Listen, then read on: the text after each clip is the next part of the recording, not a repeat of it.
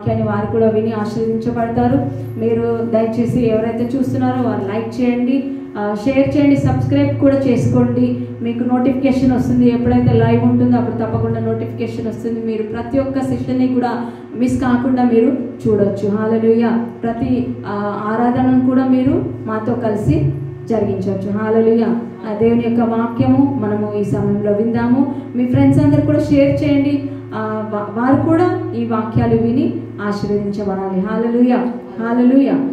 యేసయ్యా మీకు వందనాలు, స్తోత్రం. Thank you Jesus.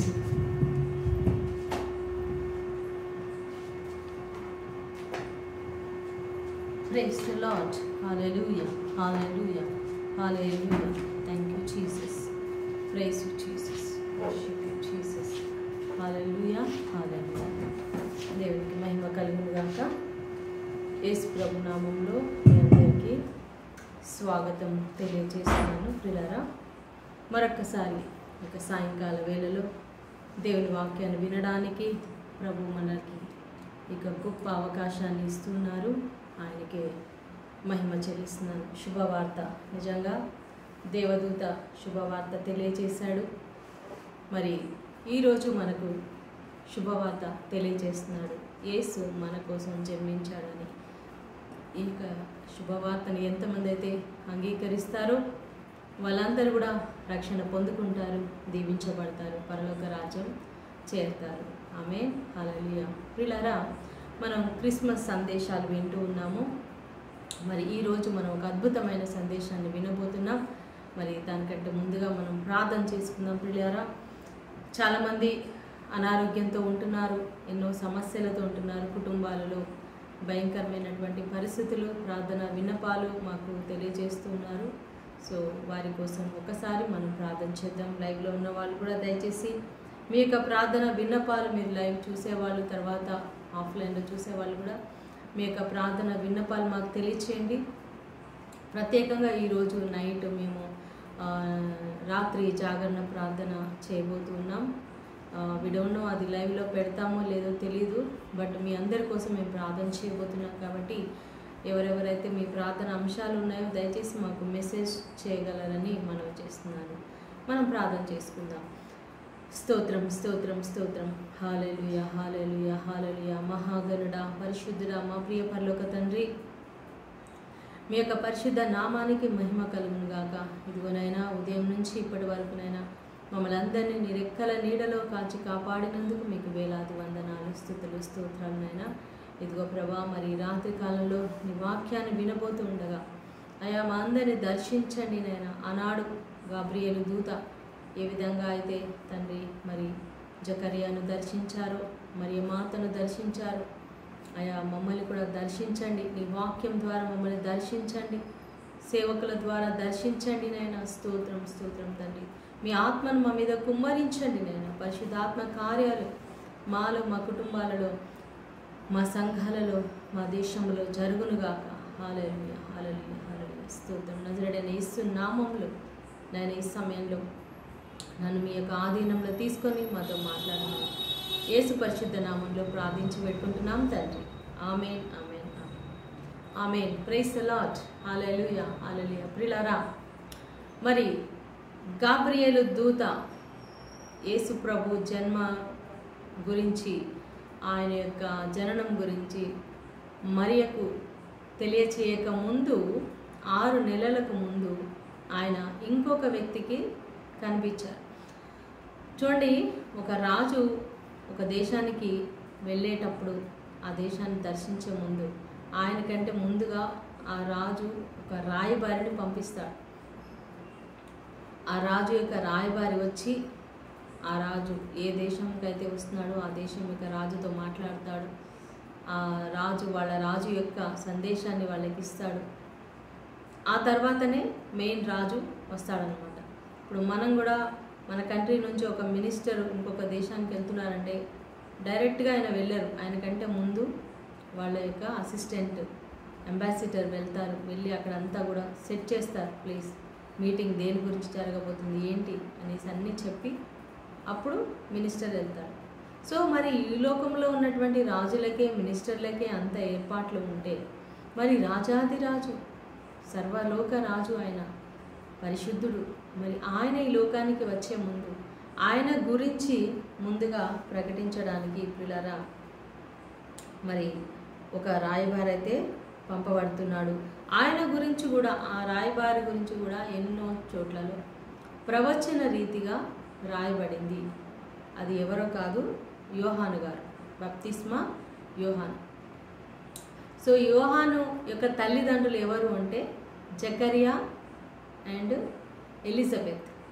ఈ జకరియా ఎవరు? ఒక యాజకుడు. ఎలిజబెత్ కూడా అహరోను వంశంలో పుట్టినటువంటి ఒక కుమార్తె, ఆమె అహరోను వంశం. సో ఈ జకరియా ఎలిజబెత్లు ఇద్దరు కూడా మరి చాలా వృద్ధాప్యంలో ఉన్నారు. వాళ్ళు చాలా కడు వృద్ధులు అని వాక్యం తెలియజేస్తుంది. అంటే వాళ్ళు వివాహమైన దగ్గర నుంచి వాళ్ళకి మరి వృద్ధాప్యం వచ్చే వరకు కూడా వాళ్ళకి సంతానం లేదు. వాళ్ళు వృద్ధాప్యంలో ఉన్నారు. ఇంకొకటి, వాళ్ళకి సంతానం లేదనమాట. ఆమె గుడ్రాలుగా పిలువబడతా ఉంది. ఆయన చూస్తే దేవుని సేవ చేస్తున్నాడు, యాజకుడు. పొద్దున్న లేస్తే ఆయన గుడిలోనే ఉంటాడు, దేవునికి ధూపం వేస్తూ ఉంటాడు, బలులు అర్పిస్తూ ఉంటాడు. అలాంటి ఒక మంచి దేవుని సేవకుడు. చూడండి, మన వాక్యంలో ఈరోజు చదువుదాం. లూకా సువార్త 1వ అధ్యాయము. Thank you lord Jesus. 5వ వచనం నుండి ప్రియులారా, యూదయ దేశపు రాజైన హేరోదు దినములలో అబియా తరగతిలోనున్న జకరియా అను ఒక యాజకుడు ఉండెను. అతని భార్య అహరోను కుమార్తెలలో ఒకతే. ఆమె పేరు ఎలిజబెత్. ప్రియులారా, ఎక్కడ కూడా మామూలుగా స్త్రీల యొక్క పేర్లు అంతగా మెన్షన్ చేయబడదు బైబిల్లో. కానీ ఈ విషయంలో జకరియా భార్య అని, అహరోను అని, ఎలిజబెత్ అని ఇక్కడ మరి పరిశుద్ధాత్మ దేవుడు రాపిస్తున్నాడు. అంటే చూడండి, ఈమెకి పుట్టబోయే బిడ్డ ఎంత ముఖ్యమైన బిడ్డ కాబట్టి దేవుడు ఆమె పేరు కూడా ఇక్కడ మెన్షన్ చేస్తున్నాడు. వీరిద్దరూ ప్రభువు యొక్క సకలమైన ఆజ్ఞల చొప్పున, న్యాయ విధుల చొప్పునను నిరపరాధులుగా నడుచుకొనుచు దేవుని దృష్టికి నీతిమంతులై ఉండిరి. హల్లెలూయా. చూడండి ఎంత మంచి స్టేట్మెంట్ ఇక్కడ పరిశుద్ధ గ్రంథంలో పరిశుద్ధాత్మ దేవుడు రాపిస్తున్నాడు. వీళ్ళిద్దరూ, జకరియా అండ్ ఎలిజబెత్, వీళ్ళిద్దరు కూడా అంట దేవుని యొక్క సకలమైనటువంటి విధులు, న్యాయ విధులు, ఆజ్ఞలు అన్నీ కూడా వాళ్ళు ఖచ్చితంగా పాటిస్తున్నారంట. నిరపరాధులుగా ఉన్నారంట. అసలు మనం ఒక్క నిమిషం మనల్ని ప్రశ్నిస్తే, ఎవరైనా మీరు ఏ తప్పు చేయకుండా ఉన్నారా, నిరపరాధులుగా ఉన్నారని మనల్ని ప్రశ్నిస్తే, నేనైతే చెప్పలేను. ఎక్కడో ఒక దగ్గర మనం మిస్టేక్ చేస్తూ ఉంటాం, తప్పులు చేస్తూ ఉంటాం. కానీ నేను ఇంక ఏ తప్పు చేయలేదు, నేను నిరపరాధిని అని మనం అనుకోవడం కాదు, దేవుడు చెప్పాలి. దేవుని దృష్టిలో వాళ్ళు నిరపరాధులుగా ఉన్నారంట. ఎందుకంటే మనుషులు కొన్నిసార్లు మనల్ని గమనిస్తారు, గమనించకపోవచ్చు. మనల్ని మనం తీర్పు తీర్చుకుంటే మనం చేసింది ఎప్పుడు మనకి కరెక్ట్గానే కనిపిస్తుంది. మనం చేసే తప్పులు మనము గుర్తించుకోము. నేను కరెక్టే అనుకుంటాను, కానీ నిరపరాధులుగా తీర్చేవాడు దేవుడు. అయితే వీళ్ళు నిరపరాధులుగా నడుచుకొనుచు దేవుని దృష్టికి వాళ్ళు నీతిమంతులై ఉన్నారు. ప్రియులారా, మనం మనుషుల దృష్టికి నీతిమంతులంగా ఉండడం చాలా ఈజీ. వాళ్ళ ముందు కొంచెం మంచి వాళ్ళలాగా నటిస్తే చాలు, మనం మంచివాళ్ళం అయిపోతాం. కానీ దేవుని దృష్టిలో నీతిమంతులు కావాలంటే నటించడం పనికిరాదు. ఎందుకంటే మన దేవుడు హృదయాన్ని చూసే దేవుడు, మన మనసును చూసే దేవుడు, మన వ్యక్తిగత జీవితాన్ని, మన పర్సనల్ లైఫ్ని ఆయన చూస్తున్నాడు. మన ఆలోచనలు, మన ఆశలు, మన జీవితం, మనం థింకింగ్, మనం ఎలా ఉంటున్నాము, ఎలా ఆశిస్తున్నాము, ఇవన్నీ కూడా దేవుడు చూస్తాడు. ఆయన అవన్నీ చూసి మనల్ని నీతిమంతులుగా తీర్చిదిద్దుతాడు. అయితే జకరియా ఎలిజబెత్లు ఇద్దరు కూడా నీతిమంతులంట దేవుని దృష్టిలో. అయితే ఎలిజబెత్ గొడ్రాలైనందున వారికి పిల్లలు లేకపోయిరి, మరియు వారిద్దరూ బహుకాలము గడిచిన వృద్ధులైరి. హల్లెలూయా. చూడండి, ఇంత మంచి వాళ్ళు అన్ని న్యాయ విధులు పాటిస్తున్నారు, క్రమం తప్పకుండా దేవాలయానికి వెళ్తున్నారు, వాక్యాన్ని పఠిస్తున్నారు, ధర్మశాస్త్రాన్ని చదువుతున్నారు, ధర్మశాస్త్రాన్ని పాటిస్తున్నారు, అన్నీ చక్కగా నిర్వహిస్తున్నారు. దేవుడి దృష్టిలో కూడా వాళ్ళు నీతిమంతులు అన్నారు. మరి ఇలాంటి వాళ్ళకి ఏ కొరత ఉండకూడదు కదా. వాళ్ళు అడిగిందల్లా దేవుడు ఇచ్చేయాలి కదా. వాళ్ళకి డబ్బు ఇచ్చేయాలి, ఆరోగ్యం ఇచ్చేయాలి, సంతానం ఇచ్చేయాలి, అన్నీ ఇవ్వాలి కదా. మరి దేవుడు వాళ్ళకి ఒక లోటు పెట్టాడండి. వాళ్ళకి సంతానం లేదు, ఆమెకంట సంతానం లేదంటే ఆమె గుడ్రాలుగా ఉందంట.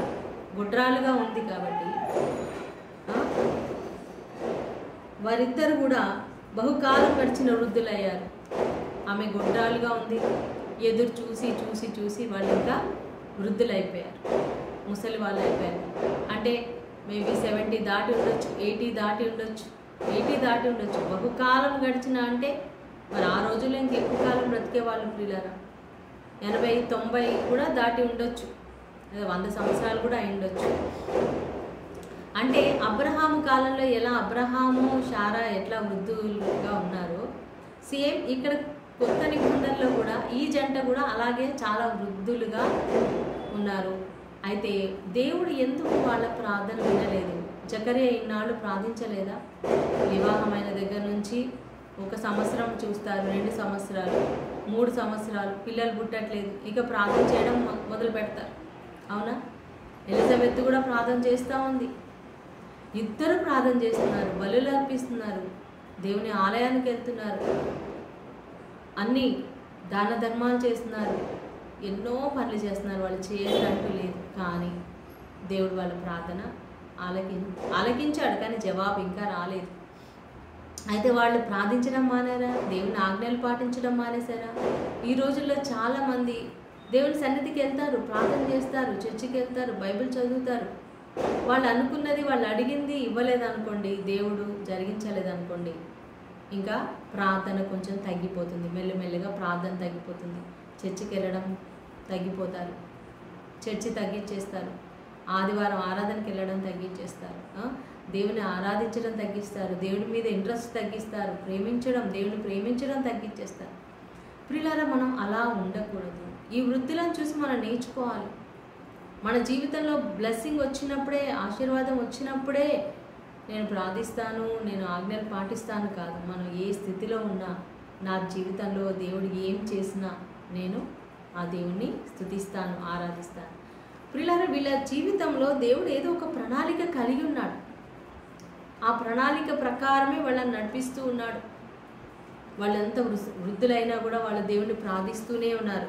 అయితే అలా ప్రార్థిస్తూ ఉండగా మరి జకరియా తన తరగతి క్రమము చొప్పున దేవుని ఎదుట యాజక ధర్మము జరిగించుచుండగా, యాజక మర్యాద చొప్పున ప్రభు ఆలయములోనికి వెళ్ళి ధూపము వేయుటకు అతనికి వంతు వచ్చెను. ధూప సమయమందు ప్రజల సమూహమంతయు వెలుపల ప్రార్థన చేయుచుండగా ప్రభువు దూత ధూప వేదిక కుడివైపున నిలిచి అతనికి కనబడగా. హల్లెలూయా, ప్రైజ్ ది లార్డ్. ఇక్కడ ఏం జరిగింది? ఇంత ఆయన లైఫ్లో చూడండి, సంతానం లేకపోతే ఆ దంపతులు ఎంత బాధగా ఉంటారు, ఎంత దుఃఖంతో ఉంటారు. వాళ్ళకి ఇంకా వాళ్ళు ఎవరి ముందుకి వెళ్ళలేరు, ఎవరి ముందు కూడా వాళ్ళు సంతోషంగా ఉండలేరు. వాళ్ళిద్దరు కలిసినప్పుడు కూడా వాళ్ళు ఎప్పుడు అదే మనకి పిల్లలు లేరే అని బాధపడతారు. ఎవరైనా పిల్లల్ని చూస్తే బాధపడతారు. ఎవరైనా మీకు పిల్లలు లేరు, గొడ్రాలా అని అంటే ఎంతో బాధపడతారు. ఫంక్షన్లకి, పెళ్ళిళ్ళకి గట్రా పిలిచినప్పుడు, శుభకార్యాలకి వెళ్ళాలంటే కూడా వాళ్ళకి చాలా బాధ, వెళ్ళలేని పరిస్థితి. అలాంటి దంపతుల్ని నేను చాలామందిని చూస్తున్నాను. పిల్లలు లేకపోతే వాళ్ళు ఎంత కన్నీరు కారుస్తారనేది నాకు తెలుసు. అయితే దేవుడు కొంతమంది జీవితంలో అద్భుతం చేశాడు. చాలా సంవత్సరాలు తర్వాత కూడా మరి దేవుడు వాళ్ళకి సంతానం ఇవ్వడం, వాళ్ళు సంతోషించడం చూశాను. అయితే ఇంకా కొంతమంది సంతానం పొందుకోలేదు, ఇంకా వాళ్ళు వెయిట్ చేస్తూనే ఉన్నారు, ఎదురు చూస్తూనే ఉన్నారు. అయితే ప్రియులారా, మరి జకర్యా ఎలిజబెత్ వాళ్ళు ఎంతో బాధతో దుఃఖంతో ఉండి ఉండొచ్చు. జకర్యా ఎప్పుడు వెళ్ళేలాగానే ఆయన యాజక ధర్మం చేయడానికి దేవాలయానికి వెళ్ళాడు. ప్రజలందరూ బయట ప్రార్థన చేస్తూ ఉన్నారు. సో ఆయన టైం వచ్చింది, ఆయన వంతు వచ్చింది. ఆయన లోపలికి వెళ్ళి ధూపవేదిక దగ్గర ధూపం వేయడానికి వెళ్ళాడు. వెళ్ళినప్పుడు అక్కడ దేవదూత కుడి పక్కన, ధూపవేదిక కుడి పక్కన దేవదూత కనిపించాడు. జకర్యా అతన్ని చూచి తొందరపడి భయపడిన వాడయ్యను. సో సడన్గా ఎవరైనా ఒక మనిషి అక్కడ కనిపించేసరికి, అందులో దేవదూత కొంచెం చాలా గ్లోరియస్గా కనిపిస్తాడు, చాలా మహిమలో కనిపించి ఉండొచ్చు, వెలుగు అక్కడ ప్రకాశించి ఉండొచ్చు. సో ఆ దేవాలయంలో ఇంకెవరు వస్తారు, దేవుడే వస్తాడు కదా. సో ఆయన షాక్ అయిపోయాడు, కొంచెం భయపడిపోయాడు అనమాట. సో దేవుడు కనిపించాడా, దేవదూత కనిపించాడా అనే ఒక షాక్లో కూడా ఆయన ఉండి ఉండొచ్చు. సో భయపడిపోయాడు. అప్పుడు ఆ దూత అతనితో జకర్యా భయపడకుము. హల్లెలూయా. చూడండి, పరలోకం నుంచి దేవుడు మాట్లాడినా, దేవదూత మాట్లాడినా వాళ్ళ నోట్లో నుంచి ఫస్ట్ వచ్చేది భయపడద్దు. అంటే దేవుడు ఎప్పుడు కూడా మనతో చెప్తాడు భయపడద్దు. నిజంగా అండి, ఈరోజు మనం ఎంతమంది భయపడుతున్నాం, భయంతో ఉన్నాం. మన కుటుంబంలో ఎన్నో సమస్యలు ఉన్నాయి, బాధలు ఉన్నాయి, కష్టాలు ఉన్నాయి, చెప్పుకోలేని బాధలు ఉన్నాయి. మరి కొన్నిసార్లు కొంతమంది భయంతో నిద్ర పట్టట్లేదు, ఫ్యూచర్ తలంచుకొని భయపడుతూ ఉన్నవాళ్ళు కొంతమంది, నా పిల్లలు అని పిల్లలు తలంచుకొని భయపడేవాళ్ళు, ఇలా అనేక భయాలు, వ్యాధులతో ఉన్నవాళ్ళు, అయ్యో నా వ్యాధి నాకు ఇది తగ్గుతుందా, నాకు మంచిగా అవుతుందా, స్వస్థత అవుతుందా అని ఒక భయం ఉంది. నా ప్రియమైన సహోదరి సహోదరా, ఈరోజు దేవదూత ద్వారా దేవుడు మనతో చెప్తున్న మాట భయపడవద్దు. ఆనాడు జకర్యాతో చెప్పారు, ఈరోజు మనతో చెప్తున్నారు భయపడొద్దు, నీ ప్రార్థన వినబడినది. హల్లెలూయా, ప్రైజ్ ద లార్డ్. ఎప్పుడు చెప్తున్నాడండి? వాళ్ళు ఎన్ని సంవత్సరాల నుంచి ప్రార్థన చేస్తున్నారు? పెళ్ళైన దగ్గర నుంచి ప్రార్థన చేస్తున్నారు. వాళ్ళకు ఒక 20-30 సంవత్సరాలకు పెళ్ళయి ఉంటే 80-90 సంవత్సరాలు అనుకోండి, అంటే ఒక 50 సంవత్సరాలన్నా వాళ్ళు ప్రార్థన చేశారు. అట్లీస్ట్ ఒక 40 ఇయర్స్ అయితే ఖచ్చితంగా చేశారు.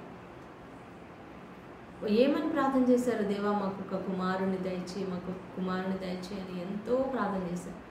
ఇన్ని సంవత్సరాల నుండి చేసిన ప్రార్థన దేవుడు విన్నాడంట. నీ ప్రార్థన వినబడినది.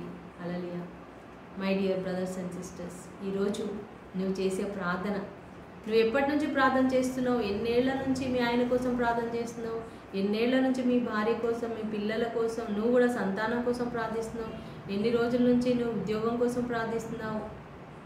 ఎన్ని సంవత్సరాల నుంచి నీ యొక్క అప్పులు తీరాలనో, లేకపోతే నువ్వు ఇంటి గురించి కావచ్చు, ఇంకా దేని గురించి అయినా సేవలో వర్ధిల్లాలని, నీ సేవలో ముందుకు వెళ్ళాలని, ఆత్మల రక్షణ నీ ద్వారా గొప్పగా జరగాలని, మీ సంఘం కట్టబడాలని, మందిరం కట్టాలని నువ్వు ఒకవేళ ప్రార్థిస్తూ ఉండొచ్చు, బట్ జరగట్లేదు. హల్లెలూయా. కానీ ఇక్కడ శుభవార్త దేవుడు చెప్తున్నాడు, నీ ప్రార్థన వినబడినది. హల్లెలూయా. ప్రార్థన వినబడినది. నీ భార్య అయిన ఎలిజబెత్ నీకు కుమారుని కనును, అతనికి యోహాను అను పేరు పెట్టుదు.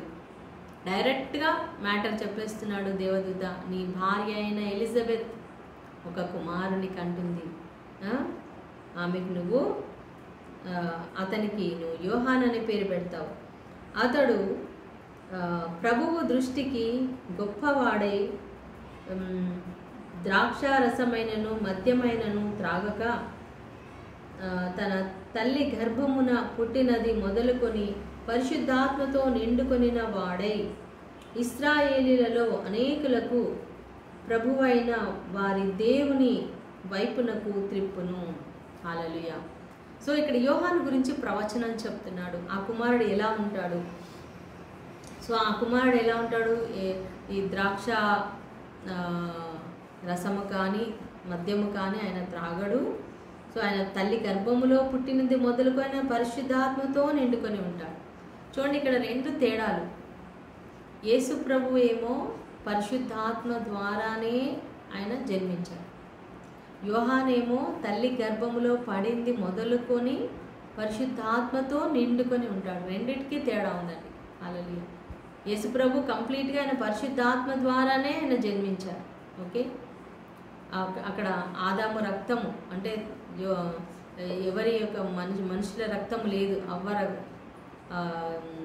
మరియ రక్తము కానీ లేకపోతే యోసేపు రక్తము కానీ ఎవరి రక్తం కూడా అందులో లేదు. దేవుడే తన రక్తాన్ని ఇచ్చాడు. దేవుడే అక్కడ ఆ కణాన్ని యేసు ప్రభు వాక్యమే శరీరధారిగా అయిందండి. హల్లెలూయా. సో ఆ వాక్యమే పరిశుద్ధాత్మ పూర్ణుడై ఆయన ఈ లోకంలో మరి తల్లి మరియమ్మ గర్భంలో రూపొందించుకున్నారు. కానీ ఇక్కడ యోహాను ఆయన తల్లి గర్భములో పుట్టినది, ఆ తల్లి గర్భంలో పడింది మొదలుకొని ఆయన పరిశుద్ధాత్మతో నిండుకొనిన వాడే ఉంటాడు. హల్లెలూయా. అంటే గర్భంలోనే పరిశుద్ధాత్మతో అభిషేకించబడతారా? ఎస్. ఒకవేళ తల్లి ప్రార్థనా పరురాలైతే ఆ బిడ్డను దేవుడు పరిశుద్ధాత్మతో అభిషేకిస్తారు పిల్లలు. అందుకే గర్భిణీ స్త్రీలు కూడా మీ కడుపు మీద చేయి పెట్టుకొని ఎప్పుడు కూడా మీ గర్భంలో ఉన్న శిశువు కోసం మీరు ప్రార్థన చేయాలి. ఇశ్రాయేలులో అనేకులను ప్రభువైన వారి దేవుని వైపునకు తిప్పును. సో ఈయన పని ఏంటి? ఇశ్రాయేలులో అనేక మందిని దేవుని వైపు ఆయన తిప్పుతాడు. మరియు అతడు తండ్రుల హృదయములను పిల్లల తట్టునకును అవిధేయులను నీతిమంతులు జ్ఞానము అనుసరించుటకు త్రిప్పి ప్రభువు కొరకు ఆయత్త పడి ఉన్న ప్రజలను సిద్ధపరచుటకై ఏలియా యొక్క ఆత్మయు శక్తియు గలవాడై ఆయనకు ముందుగా వెళ్ళును కనుక నీకు సంతోషమును మహా ఆనందమును కలుగును. అతడు పుట్టినందున అనేకులు సంతోషింతురనెను. హల్లెలూయా. సో ఇక్కడ యోహాను గారి గురించి దేవదూత చెప్తున్నాడు. ఆయన అనేక మంది తండ్రుల వైపుకు పిల్లల హృదయాలను తిప్పుతారు. ఎవరైతే దేవుని రక్షణ కొరకు ఎదురు చూస్తున్నారో వాళ్ళందరినీ కూడా దేవుని జ్ఞానంతో ఉన్న వాళ్ళని ఆయన సిద్ధపరుస్తాడు, మార్గం సిద్ధపరుస్తాడు, దేవుని వైపుకు ఆయన నడిపిస్తాడు. కాబట్టి ఆ దేవుని ముందుగా యేసయ్యకు ముందుగా ఆయన నడుస్తాడు. కాబట్టి ఆయన వలన ఎంతో సంతోషం కలుగుతుంది, మహా ఆనందం కలుగుతుంది అని చెప్పాడనమాట. అప్పుడు జకరియా, ఇది నాకేలాగూ తెలియను, నేను ముసలివాడను, నా భార్యయు బహుకాలము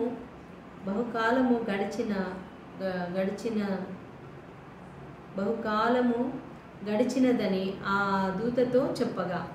అయితే ఒక డౌట్ యోహాను గారికి ప్రశ్న అనమాట.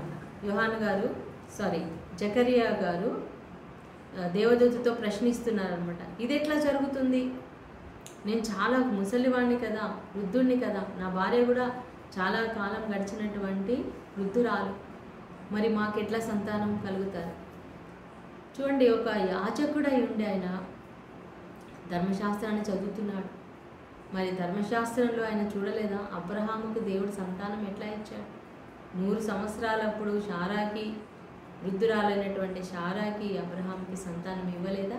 ఇచ్చాడు కదా. మరి దేవుడికి అసాధ్యమైంది లేదు. దేవుడు ఎన్నో అద్భుతాలు చేశాడు కదా. ఎన్ని అద్భుతాలు చేసిన దేవుడు మరి దేవదూత వచ్చి చెప్తా ఉంటే ఇది జరుగుతుంది అని నమ్మాలి కదా. చూడండి, మనం ఎవరి మాటని డౌట్ చేయాలి. ఎవరైతే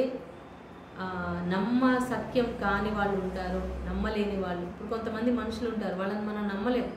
కొత్త వాళ్ళు ఉంటారు, వాళ్ళని నమ్మలేం. ఒకసారి మోసం చేసిన వాళ్ళు ఉంటారు, వాళ్ళని నమ్మలేం మనం.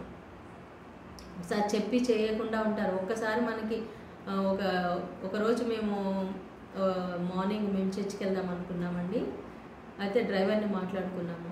నైట్ వస్తానని చెప్పాడు. మార్నింగ్ మేము కరెక్ట్గా రెడీ అయ్యి బయలుదేరే ముందు ఫోన్ చేస్తే నేను రాలేనని చెప్తున్నాడు. అప్పటికప్పుడు మేము మళ్ళీ వేరే డ్రైవర్ని అరేంజ్ చేసుకోవడానికి చాలా కష్టమైంది. బట్ దేవుడు మాకు హెల్ప్ చేశాడు. మేము అట్లా చర్చికి వెళ్ళడం జరిగింది. అయితే ఇక మేము మళ్ళీ ఆ డ్రైవర్ని పిలుస్తామా? పిలువము. ఎందుకంటే నమ్మకం పోయింది అక్కడ. కొంతమంది మనుషుల మీద మనం ఒక్కసారే ప్రయోగిస్తాము, మళ్ళీ ఆ వ్యక్తిని మనం నమ్మం. వాళ్ళు మనుషులు. అయితే ఇప్పుడు చెప్పే వ్యక్తి ఎవరు? దేవదూత అని ఇక్కడ అర్థమవుతుంది. ఆయన చూస్తున్నాడు, జకరియా నాతో మాట్లాడేది పరలోకం నుండి వచ్చిన దేవదూత సందేశం ఇస్తున్నాడు.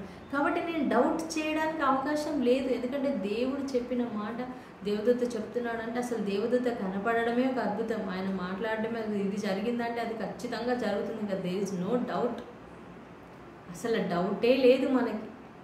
అలాంటిది మరి ఇక్కడ జకరియా ఆ దేవదూతనే అనుమానిస్తున్నాడు. మేము ఇద్దరం ముసలి వాళ్ళం కదా, ఇది ఎట్లా జరుగుతుంది? దూతకి ఇంకా కొద్దిగా రోషం వచ్చిందనమాట. ఏమంటున్నాడు? నేను దేవుని సముఖమందు నిలుచు గాబ్రియేలను నీతో మాట్లాడుటకును ఈ సువర్తమానము నీకు తెలుపుటకును పంపబడి తిని. అసలు నేను ఎవరు అనుకుంటున్నావు? దేవుని సముఖములో ఉండి దేవుని సందేశాన్ని, దేవుడు నాకు ఈ సందేశాన్ని వెళ్ళి జకర్యాకి చెప్పిరా అని దేవుడు నన్ను పంపిస్తే వచ్చాను. ఆ దేవదూతను నేను, దేవుని సన్నిధి నుంచి వచ్చినటువంటి గాబ్రియేలు దేవదూతను నేను నీ దగ్గరికి నేను పంపబడ్డాను. దేవుడు పంపిస్తే వచ్చాను నేను. మరియు నా మాటలు వాటి కాలమందు నెరవేరును. హల్లెలూయా. ఎప్పుడు జరుగుతాయి? టైం, వాటి కాలమందు దేవుని మాటలు టైం ప్రకారంగా జరుగుతాయి అన్నమాట. నీవు వాటిని నమ్మలేదు.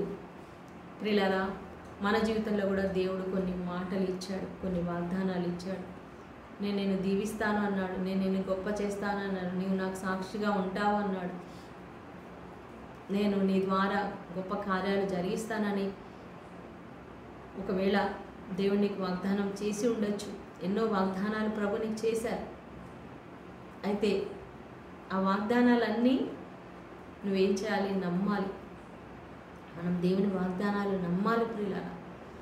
సో నమ్మకపోతే అవి మన జీవితంలో జరగవు. సో ఆయన చెప్తున్నాడు, వాటి కాలమందు నెరవేరును. దేవుడు ఆయన ఏ టైంలో అయితే అవి నెరవేరాలని పెట్టాడో ఆ టైంలో నెరవేరుస్తాడు. So we have to be patient. మనం పేషెన్స్ కలిగి, ఓర్పు, సహనం కలిగి ఉండాలి. వాటిని నమ్మలేదు కనుక ఈ సంగతులు జరుగు దినము వరకు నీవు మాటలాడక మౌనివై ఉందివని అతనితో చెప్పాను. సో దేవదూత ఒక చిన్న పనిష్మెంట్ ఆయనకి ఇచ్చాడు. నువ్వు ఈ మాటలు నమ్మలేదు కదా, సో అవి జరిగే వరకు కూడా నువ్వు మౌనంగా ఉంటావని చెప్పి ఆయనకి చెప్పగానే ఆయన మాటలు బంద్ అయిపోయినాయి, మగవాడైపోయాడు అనమాట. ఇంక అన్ని సైగలు చేస్తూ ఉన్నాడు. అప్పుడు ఆయనకి నమ్ముతాడు కదా, అంటే దేవదూత చెప్పింది ఇది జరిగిందంటే ఖచ్చితంగా నాకు సంతానం కలుగుతుంది, ఎలిజబెత్ గర్భం ధరిస్తుంది, దేవుడు చెప్పాడు, దేవదూత ద్వారా చెప్పాడు, నేను డౌట్ చేశాను, అనవసరంగా డౌట్ చేశాను అని ఆయన అనుక్షణము అది మరి అనుమానం అనేది లేకుండా ఉంటాడు, నమ్ముతాడు, దేవుని వాక్యాన్ని నమ్ముతాడు, దేవుడు మాటని కూడా ఆయన నమ్ముతాడు, జరుగుతుందని నమ్ముతాడు. ఎందుకంటే ఆయనకు మాటలు ఆగిపోయినాయి కదా. అందుకని దేవుడు ఆ మాటలు నమ్మడానికి కొన్ని చిన్న పనిష్మెంట్ ఇచ్చాడు. కొన్నిసార్లు మన జీవితంలో కూడా ప్రియులారా, మనం దేవుని మాటలు నమ్మడానికి కొన్నిసార్లు దేవుడు కొన్ని పరీక్షలు పెడతాడు మనకి. మనం ఖచ్చితంగా నమ్మాలి.